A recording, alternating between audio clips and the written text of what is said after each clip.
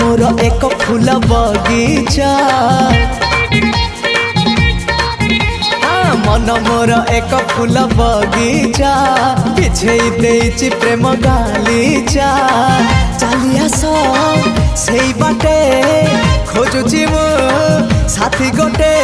सुंदरी सुरायना ना ना झुमता ना ना ना आस सुनयना झुमता ना ना ना आस सुनयना झुमता ना ना ना ना आस सुनयना झुमता ना ना ना आस सुनयना।